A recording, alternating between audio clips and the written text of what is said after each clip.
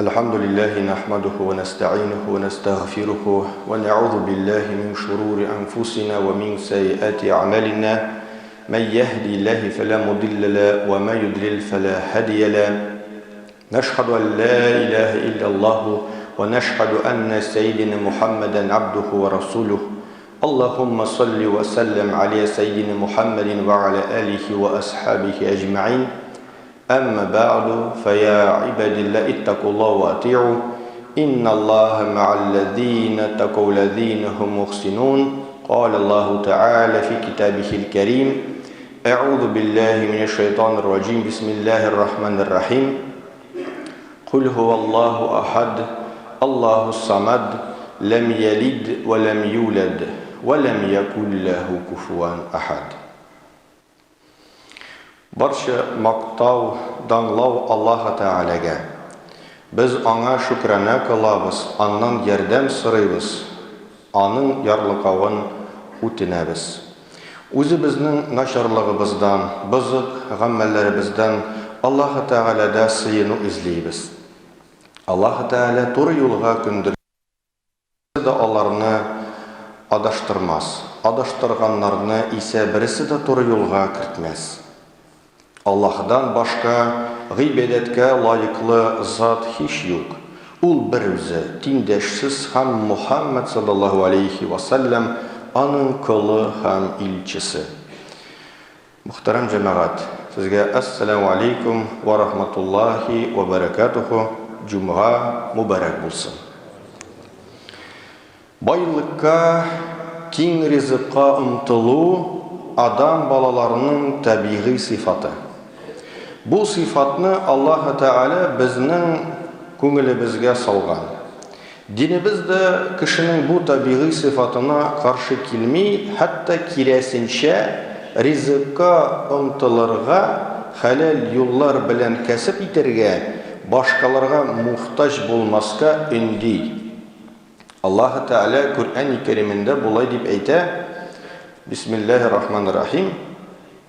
فَإِذَا قُضِيَتِ الصَّلَاةُ فَانْتَشِرُوا فِي الْأَرْضِ وَابْتَغُوا مِنْ فَضْلِ اللَّهِ وَاذْكُرُوا اللَّهَ كَثِيرًا لَعَلَّكُمْ تُفْلِحُونَ.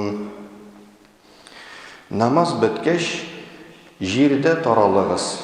Аллаһның фазылыннан файдагызны эзләгез һәм Аллаһны бөтен хәлләрегездә дә зикр кылыгыз. Бәлки сез ике җиһанда да уңышка һәм котылуга ирешә алырсыз.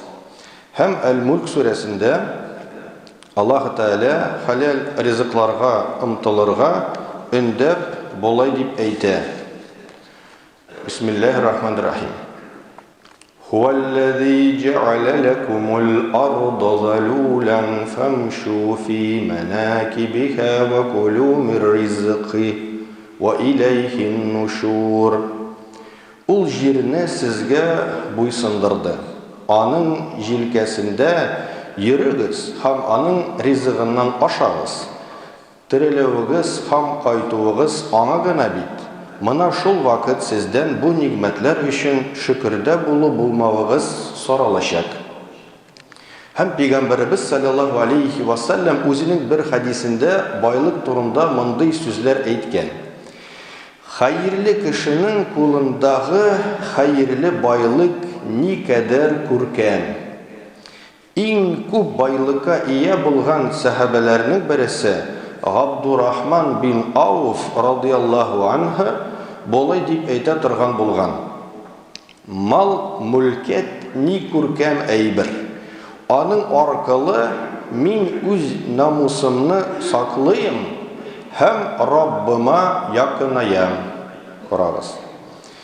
Күргәнебезчә, динебез байлыкка, киң ризыклы булуга каршы килми.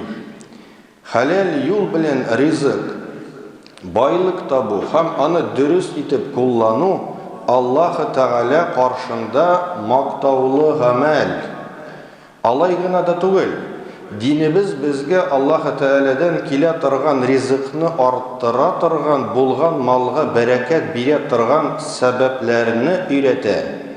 киң ризыклы, мул тормышлы булыйм дисәң, Аллаһ Тәгалә биргән шул сәбәпләрне кулланырга кирәк.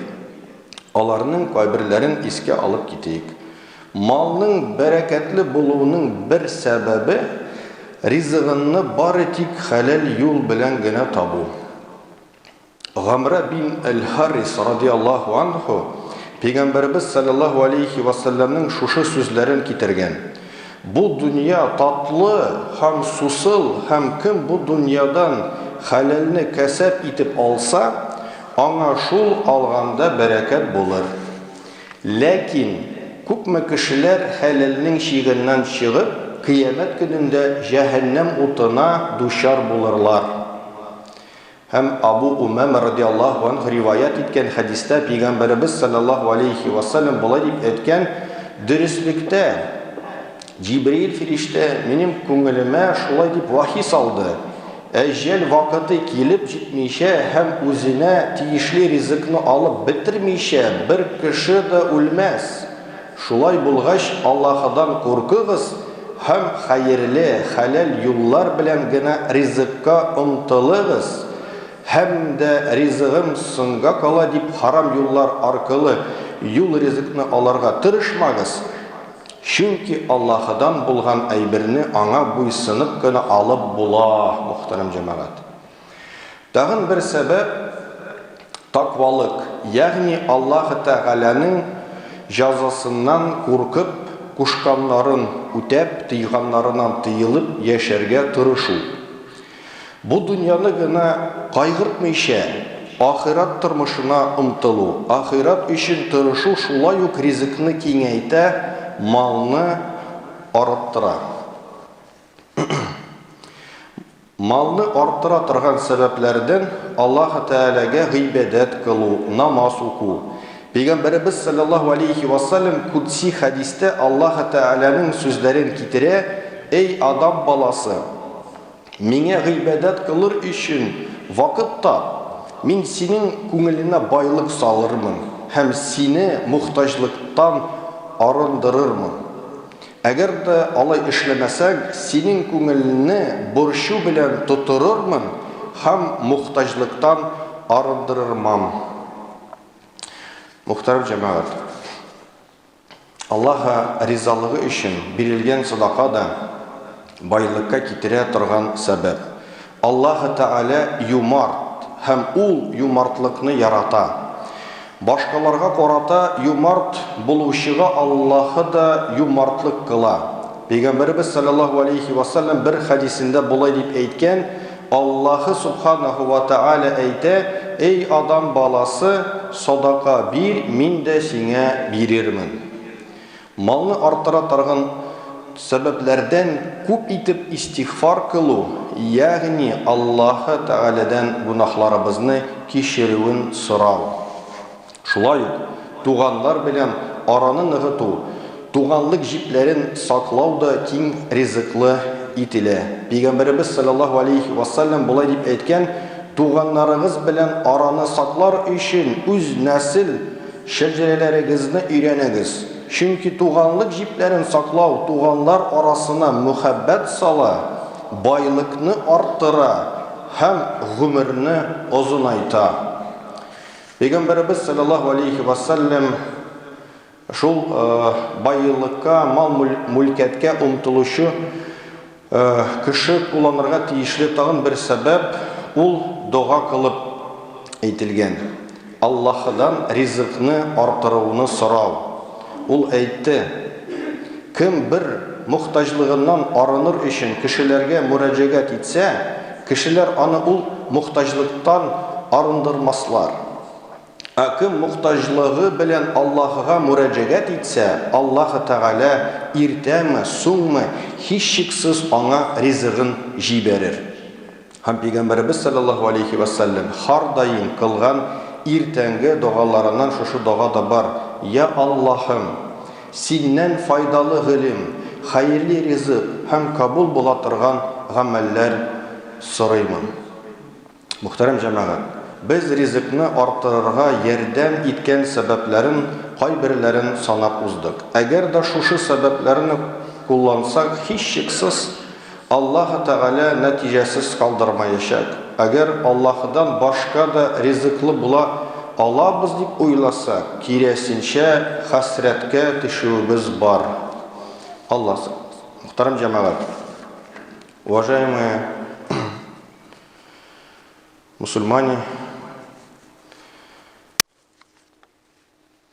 стремление к богатству и благосостоянию – это естественное качество человека. Это качество заложено в наши сердца и души Создателем. Поэтому наша религия не против этих желаний и устремлений. Наоборот, поощряет и призывает стремиться к достатку, зарабатывать дозволенными путями, не становиться зависимым от других. Всевышний говорит в Коране: когда же намаз закончится, то разойдитесь по земле, ищите милость Аллаха и часто поминайте Его. Быть может, вы преуспеете. Также приведу хадис пророка Мухаммада, саллаллаху алейхи вассалям, в пользу вышеизложенного. Он сказал: как же прекрасно то богатство, которое находится в руках хорошего человека. Также слова одного из самых богатых сподвижников пророка Мухаммада, саллаллаху алейхи вассалям, Абдурахмана бин Ауфа, радиаллаху анху. Он сказал: как прекрасно это богатство, с помощью него я сохраняю свою честь и становлюсь ближе к своему Господу. Как мы видим, мухтарам джамагат, религия не против богатства, благосостояния. У нас существуют некоторые стереотипы на этот счет. Отрицательные стереотипы относительно богатства и богатых. Но особо отметим, что важное значение в исламе имеет, как ты стал богатым, то есть природа твоего богатства и как ты им распоряжаешься. Самым восхваляемым, разрешенным деянием являются дозволенные пути халяль обогащения и правильные, одобренные Аллахом Раббуль Изза использование, то есть использование, направленное, мухтарам джамагат, на будущее, на развитие мусульманского общества, уммы пророка Мухаммада, саллаллаху алейхи вассалям. Мусульмане должны быть впереди и быть хорошим примером для других людей. Сам Всевышний Аллах Раббуль Изза учит нас способам и причинам обретения и увеличения достатка. При умножении бараката в то состояние, которое у нас имеется, если мусульманин хочет достичь успеха и процветания в обоих мирах, должен совершать причины и правильно пользоваться теми инструкциями, которые Аллах дал в Коране, и пророк, саллаллаху алейхи вассалям, показал и научил своей сунной. Во-первых, имеющий достаток должен быть приобретен через дозволенное в рамках ислама. Еще одна причина – наша богобоязненность, то есть стремление, старание выполнять повеления Аллаха. Также не переживать за дела только этой дуньи, а стремиться к ахира. Не быть рабом этого богатства, а быть рабом Аллаха. Наш истихфар, покаяние, раскаяние в содеянных грехах, укрепление родственных уз и дуа за себя и близких – все это из причин благому. Ради довольства, мухтарам джамагат, данная садака, помощь нуждающимся, благое деяние, оказанное содействие в хорошем деле, как пример закят, садакатуль джария, благотворительная помощь, все это из причин к благу. Мухтарам джамагат, напомню, еще раз напомним, у нас в мечети Ярдем продолжается акция «Кунгель көзі белән укыйм Коран», то есть читаю Коран душой. Можно заказать печать Корана для незрячих, иншаллах, оказать подобную помощь купить комплект. Один комплект Корана стоит 7600 рублей. Это, мухтарам джамагат, все из возможностей достичь довольства Аллаха в обоих мирах. Иншаллах рахман. ألا إن أحسن الكلام وأبلع النظام كلام الله الملك العزيز العلام كما قال الله تبارك وتعالى في الكلام وإذا قرئ القرآن فاستمعوا له وأنصتوا لعلكم ترحمون أعوذ بالله من الشيطان الرجيم بسم الله الرحمن الرحيم إن الدين عند الله الإسلام.